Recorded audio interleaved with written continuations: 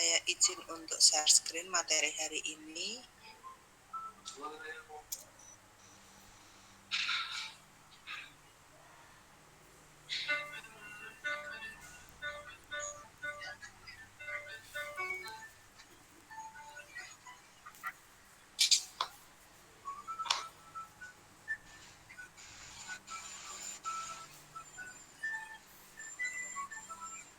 Sudah muncul semua? Sudah, Bunda. Materi sudah, Bun. Baik. Teman-teman, hari ini nanti sesi tanya jawab saya skip ya, karena saya kebetulan ada keperluan, jadi hanya bisa menyampaikan materi saja. Untuk sesi tanya jawab bisa dilanjutkan pada minggu berikutnya ya. Baik teman-teman, hari ini kita akan berbicara mengenai faktor pendukung dan penghambat pada perkembangan sosial dan emosi anak. Yang pertama kita bahas adalah mengapa perkembangan sosial emosi anak itu sangat beragam. Tentu perkembangan sosial anak itu akan sangat beragam karena perkembangan anak itu anak itu memiliki karakteristik yang berbeda-beda ya. Kemudian perkembangannya pun juga berbeda-beda, latar belakang keluarga pun berbeda, sehingga itu akan membawa dimensi yang berbeda pula pada anak-anak. Artinya di sini bahkan latar belakang keluarga, bagaimana orang tua mendidik anak, bagaimana anak itu ketika sekolah itu juga akan mendidik ya, atau menjadi stimulasi untuk perkembangan sosial dan emosi anak. Nah, dimensi sosial emosi anak itu berupa bagaimana anak dengan individunya tersebut, atau anak dengan diri anak tersebut, atau dengan dirinya sendiri. Kemudian bagaimana antar anak dengan kelompoknya, kemudian bagaimana jenis kelamin juga memainkan peran dalam perkembangan sosial dan emosi anak. Bahkan bagaimana terdapat unsur bagaimana seseorang itu dalam menghadapi atau dalam kondisi perkembangan sosial dan emosinya itu sendiri. Maka di sini guru dan orang tua dapat melihat kondisi ini harus dipandang sewajarnya ya teman-teman. Tapi sewajarnya itu jangan sampai terlena teman-teman. Misalkan seperti ini teman-teman. Terkadang kita melihat anak, misalkan dia belum bisa berbicara dengan lancar di usia 5 tahun, beberapa orang tua berpikir, ini baik-baik aja, gitu. Ini nggak masalah kok. Tapi kalau kita melihat lagi pada standar perkembangan anak usia 5 tahun untuk bahasanya harus sudah bisa apa, maka kita perlu aware juga ya, maka kewajaran itu dilihat dari kita juga punya catatan apakah memang ini wajar atau memang harus distimulasi atau harus ditambahkan stimulasi untuk perkembangan anak tersebut, entah perkembangan bahasanya atau fisik motoriknya atau aspek perkembangan yang lainnya ya. Nah, berikutnya faktor yang mempengaruhi sosial emosi anak itu, kalau menurut Setiawan, kita bahas dulu mengenai perkembangan emosi dulu ya.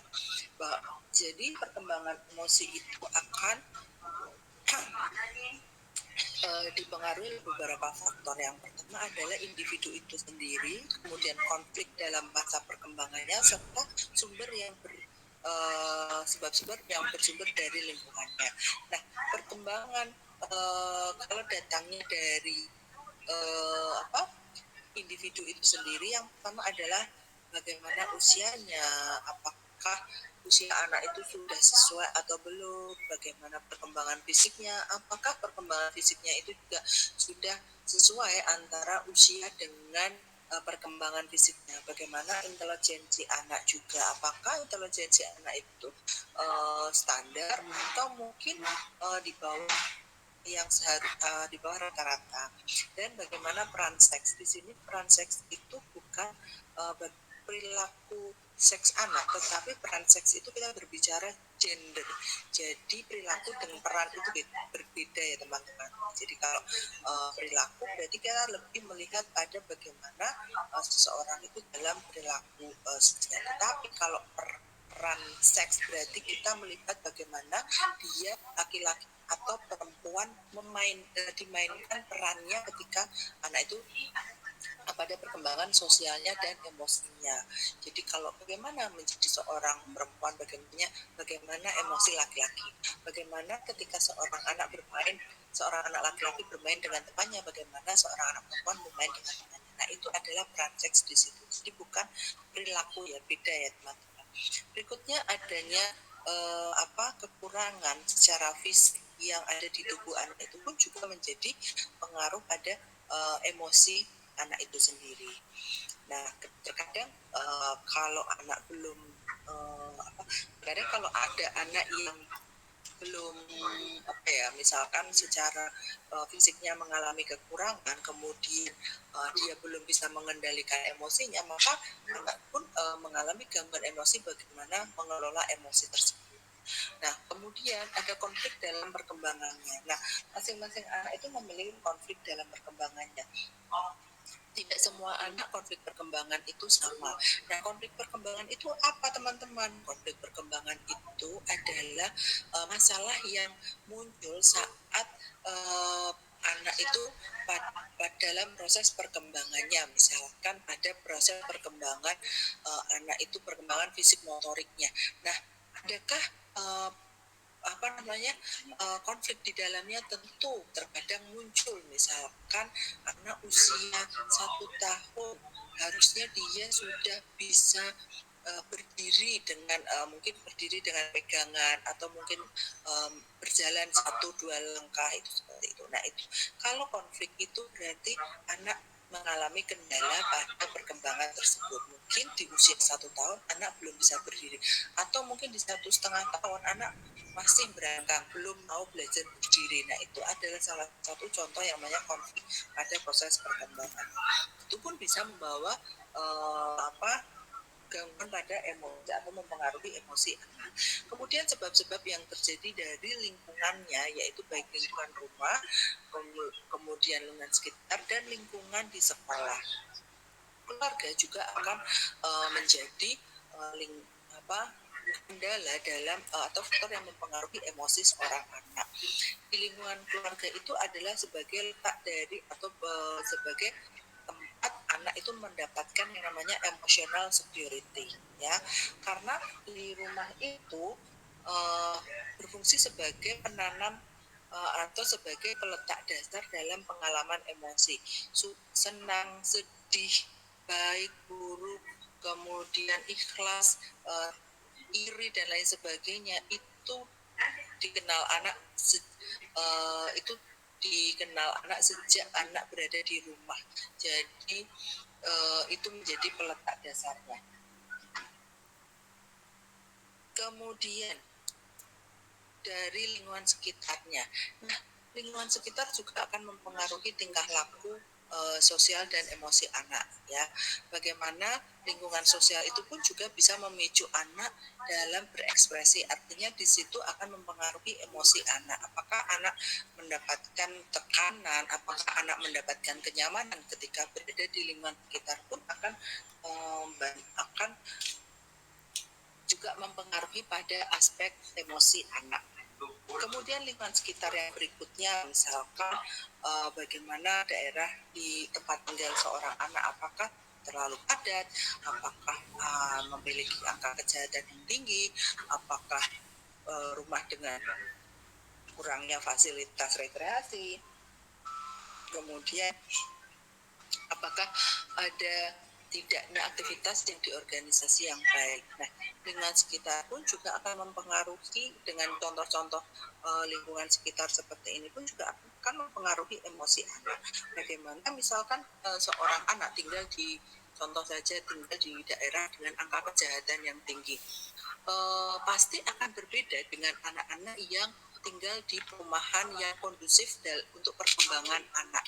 ya, misalkan dengan kejahatan yang tinggi, pasti dari sisi emosi itu anak itu akan terbentuk menjadi individu sesuai yang ada di lingkungannya. Akan berbeda lagi nanti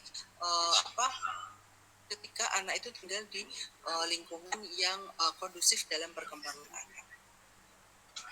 Nah, berikutnya lingkungan sekolah. Lingkungan sekolah pun juga bisa menjadi penyebab timbulnya gangguan emosi. Misalkan contoh ketika guru tidak tepat dalam memperlakukan anak, misalkan guru terlalu fokus pada satu anak, itu juga akan mempengaruhi emosi anak. Anak akan merasa iri, anak akan merasa cemburu karena merasa guru dalam memberikan perhatian itu tidak seimbang atau tidak sesuai antara anak yang satu dengan anak yang lain.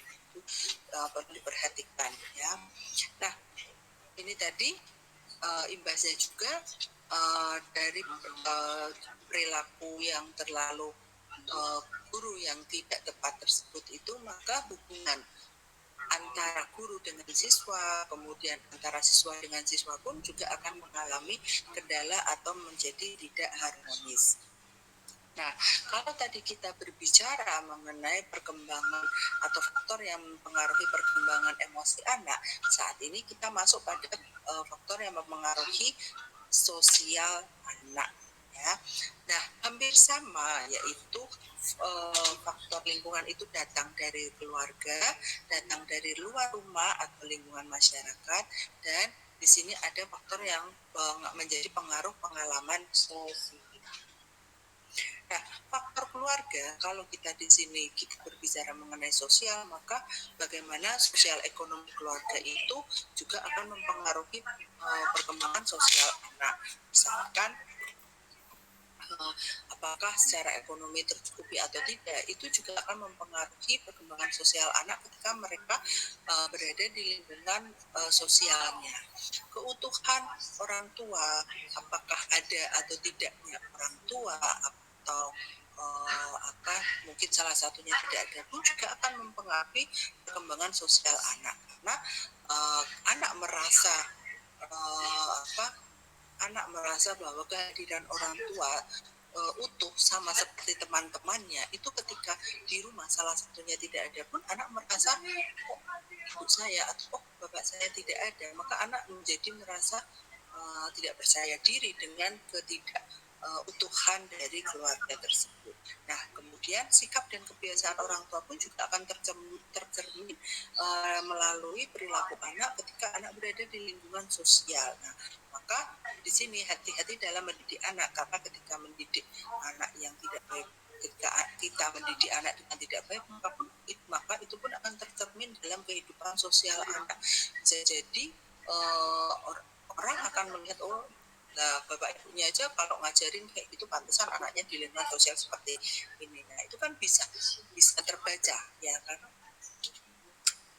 Faktor juga yang datang dari luar rumah, yaitu di sini adanya kondisi yang menyenangkan atau menakutkan bagi anak. Ketika kondisi itu menyenangkan, maka anak akan mencari tahu dan ingin mengulanginya lagi. Sementara kalau kondisinya menakutkan, tentu anak lebih baik menghindari atau mungkin mereka tidak akan keluar rumah karena prefer untuk menghindari hal-hal yang tidak diinginkan. Kemudian pengaruh sosial lainnya, yaitu pengalaman yang lainnya. Apakah pengalaman bahagia yang diperoleh itu juga akan mendorong anak untuk mencari pengalaman semacam itu. Nah, maka bisa dikatakan perlu kita memberikan pengalaman awal sosial yang benar, bahkan yang paling benar dan menyenangkan, maka selanjutnya anak akan menjadi manusia sosial yang benar. Artinya ketika kita memberikan lingkungan kondusif untuk perkembangan sosial dan emosi anak, maka selanjutnya mereka pun akan menjadi manusia yang memiliki emosi yang baik serta sosial yang benar juga. Nah, kalau tadi dari yang lainnya, dari penulis yang lain, nah kalau ini kita faktor penghambat dalam perkembangan sosial anak prasekolah menurut Sri Mariani Dewi, yaitu tingkah laku agresif, daya adaptif anak kurang adaptif, perilaku pemalu, kemudian anak yang manja, serta perilaku yang berkuasa atau merusak. Nah, ini menurut Sri Mariani Dewi. tingkah laku agresif ini misalkan anak ketika menghadapi sesuatu hal kemudian ekspresif, dia dalam mengekspresikannya itu terlalu agresif, misalkan marah, terlalu marah, kemudian terlalu melo dan lain sebagainya, tingkah laku agresif. Kemudian bagaimana anak bisa beradaptasi dengan lingkungan sosial. Ketika anak tidak bisa beradaptasi, maka itu pun menjadi penghambat dalam perkembangan sosial dan perilaku yang baik. Kemudian, nah, dari beberapa contoh faktor-faktor tersebut yang sudah dipaparkan tadi, maka kita perlu menyikapi dalam mempengaruhi perkembangan sosial anak. Bagi orang tua dan guru perlu memiliki kemampuan untuk mengenali anak beserta karakteristiknya. Ketika orang tua dan guru tahu karakteristik anak, maka diharapkan orang tua tahu bagaimana melakukan yang namanya tindakan antisipatif ketika terjadi gangguan emosi atau misalkan gangguan sosial. Nah, guru dan orang tua pun juga selain mampu mengenali juga harus menciptakan lingkungan yang kondusif ya, baik lingkungan sosial, sehingga harapannya dengan lingkungan yang kondusif emosi anak pun akan terjaga.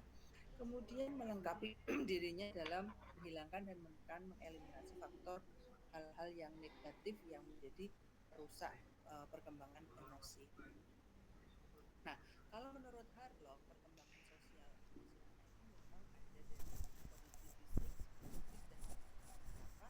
Karena kondisi fisik itu juga akan mempengaruhi seorang anak dalam melakukan kegiatan sosial, misalkan kesehatan yang buruk. Nah, teman-teman bisa perhatikan bagaimana kalau anak itu sedang apakah untuk kegiatan bermain di luar mereka merasa nyaman. Itu teman-teman sudah paham, anak pun merasa tidak nyaman dengan kondisi fisiknya sendiri, sehingga untuk kegiatan bermain di luar pun mereka tidak nyaman. Kemudian atau mungkin kondisi yang merangsang gangguan kronis atau perubahan iklim. Jadi di sini juga yang mempengaruhi kondisi seorang anak, misalkan bagaimana misalkan ada kekurangan atau ada luka yang ada di tubuh, sehingga luka tersebut itu kalau dilihat orang menjadi tidak nyaman, itu juga bisa menjadi kondisi fisik yang mempengaruhi sosial emosi. Berikutnya adanya kondisi psikologis, yaitu intelektual, kegagalan, serta kecemasan itu akan mempengaruhi seseorang untuk bisa melakukan perkembangan pada sosial dan emosi. Selain itu, kondisi lingkungan, yaitu artinya di sini ada ketegangan, perselisihan ya, yang mungkin disiplinnya otoriter, kemudian sikap orang tua yang terlalu otoriter, itu juga akan membuat anak merasa tidak nyaman karena segala sesuatunya di bawah di bawah pengaruh atau di bawah kendali dari orang tua. Nah, kalau menurut Atang, ya, terjadinya gangguan tingkah laku itu biasanya memang efek dari perilaku disiplin dari orang tua. Disiplin itu bagus teman-teman, tetapi terlalu disiplin itu juga akan mengekang anak-anak. Ya. Hukuman yang tidak tepat pun juga akan membuat anak merasa memiliki perilaku yang tidak sesuai juga. Ya. Kemudian pemberian hadiah atau sebagai ganjaran juga kalau over juga tidak baik. Ya. Serta kalau orang tua yang kurang memberi kesempatan anak untuk belajar di luar itu juga mempengaruhi gangguan maka di sini perlu yang namanya menciptakan kondisi yang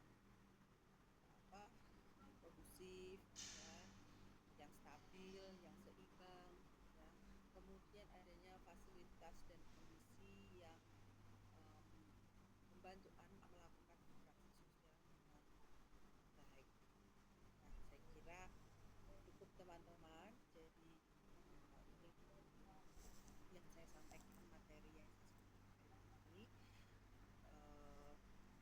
Jadi saya kira cukup sekian untuk sesi tanya jawab teman-teman. Saya mohon maaf, bisa di skip dulu ya teman-teman, kita lanjutkan minggu depan.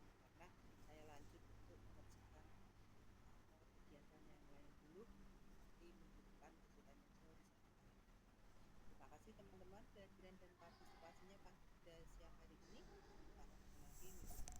Selamat siang. Assalamualaikum warahmatullahi wabarakatuh. Waalaikumsalam warahmatullahi wabarakatuh. Terima kasih Bunda.